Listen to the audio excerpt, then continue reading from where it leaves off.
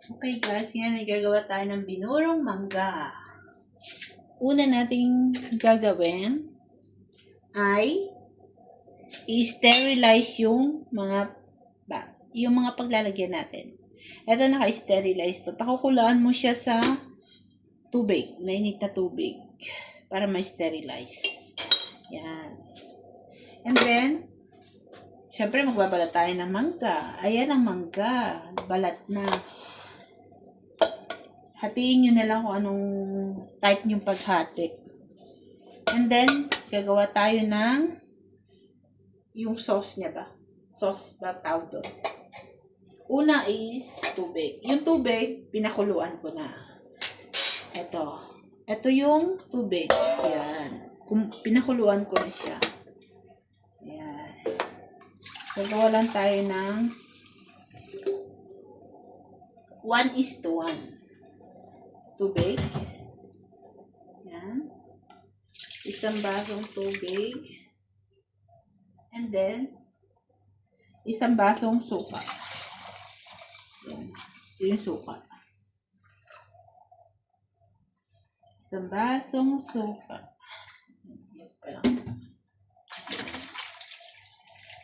Alright.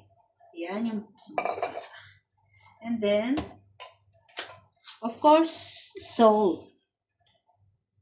2 teaspoon na salt. Yan. And, paminta. 1 teaspoon. Paminta or half.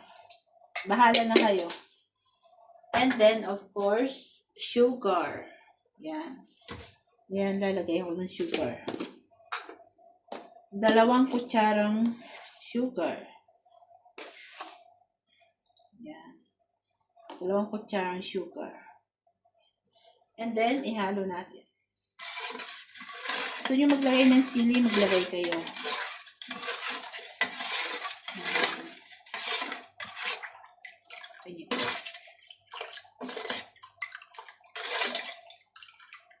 Titikman nyo. Swak sa paglasa nyo. Kung kulang yung asin, dagdagan nyo. Ganyan. Yan, ready na siya. Ready na. So, ito na yung ilalagay nating tubig ng burong mangga. And then ngayon, maglalagay na tayo sa bote ng mangga. Siyempre, lalagay na tayo ng mangga dito. I-retak na natin dito. Siyempre, malinis ang kamay mo, guys. Dapat malinis yung kamay. Yan. Yan. Yan.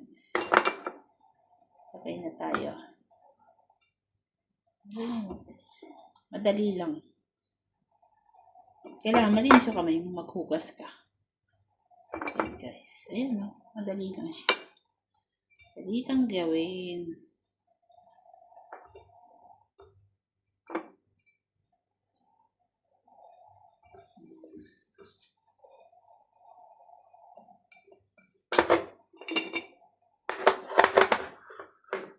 Ganyan, hanggang sa mapuno to, guys. Hanggang sa mapuno.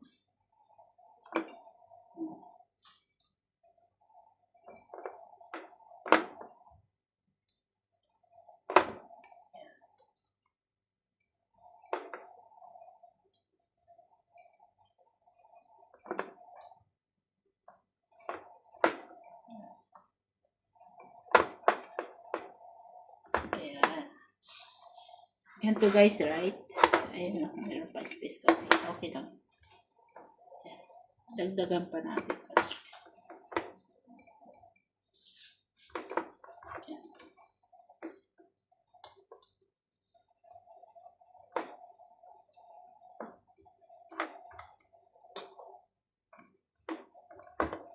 Yan. At diba ganyan na, guys?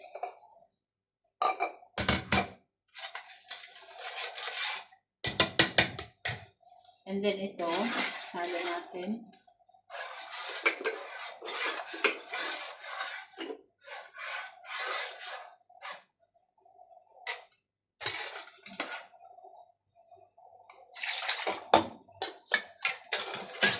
natin dito para yan.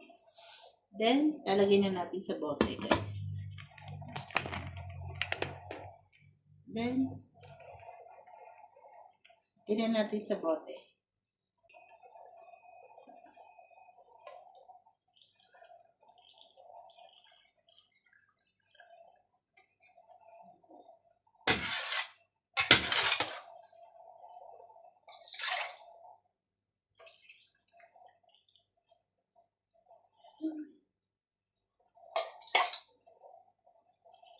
Yan. Kailangan, guys, is umaapaw, ganyan. Kailangan ganyan. Pero masyadong marami. So, bawasan natin ito. Baka matapos.